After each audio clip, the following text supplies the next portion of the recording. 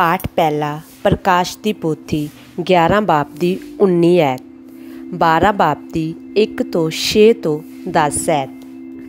तद स्वर्ग विच खुदा दी हैकल खुली अते उस हैकल विच उस दे नेम दा संदूक दिखाई दिता अते उसे वक्त बिजली दिया लश्का गड़गड़ाहट अते बदलों की गरजदी हुई भूचाल आया अते वड्डे वड्डे गड़े पए। फिर आकाश विच एक महान निशान दिखाई दिता, एक औरत जिसने सूरज नूं वस्त्र वांग पहनिया होया सी, चंद्रमा जिस दे पैरां थल्ले सी अते जिस दे सिर उत्ते 12 तारियां दा ताज सी। वो गर्भवती सी अते जनेपे दिया पीड़ा नाल रोंदी सी अते जन्म देंदियां उस दियां चीकां निकल रहीआं सन। तद आकाश विचों एक होर निशान दिखाई दिता। देखो, लाल रंग दा बहुत वड्डा अजगर जिस दे 7 सिर अते 10 सिंग सन अते उस दे सिर ते 7 ताज सन। उस दी पूछ ने आकाश दी एक तह तारियां नूं हूंज सुट्टिया अते धरती उत्ते सुट दिता। वो अजगर उस औरत दे सामने खड़ा हो गया जो हुण अपने बच्चे नूं जन्म देण वाली सी, तां जो वो उस दे बच्चे नूं जन्म लैंदिया सार ही निगल जावे। उस औरत ने एक पुत्र नूं जन्म दिता, एक नर बच्चे नूं जिसने लोहे दी छल नाल सब कौमां उत्ते राज करना है।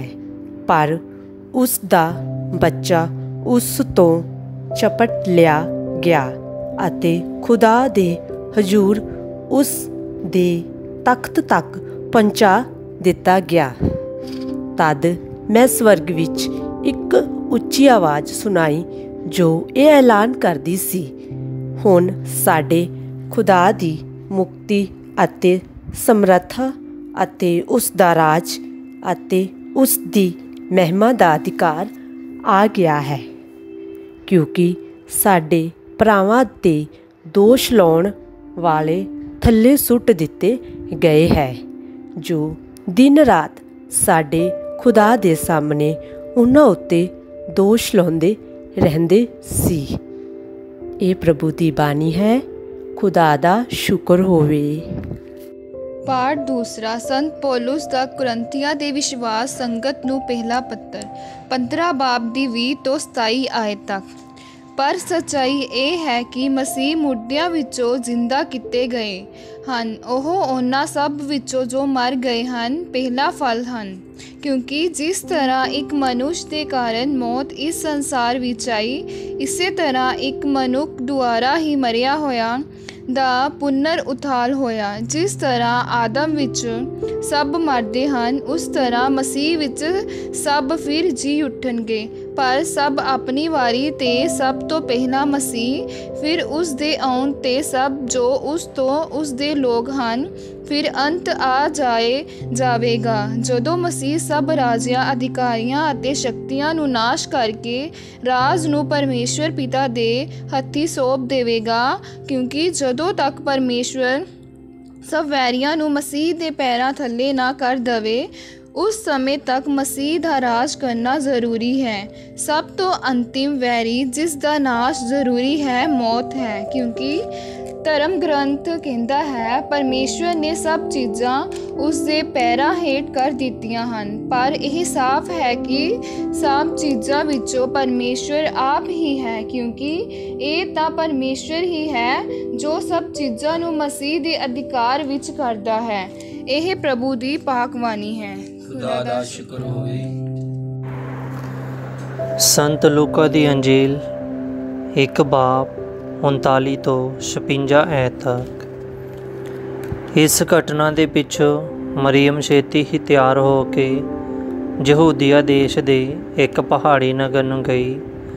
वो जकरिया प्रोहित दे घर गई अते एलिज़बा नूं प्रणाम कीता ਜਿਵੇਂ ਹੀ ਅਲਿਜ਼ਬਾ ਨੇ ਮਰੀਅਮ ਦਾ ਪ੍ਰਣਾਮ ਸੁਣਿਆ, ਉਸ ਦੀ ਕੁੱਖ ਵਿੱਚ ਬੱਚਾ ਉਛਲ ਪਿਆ।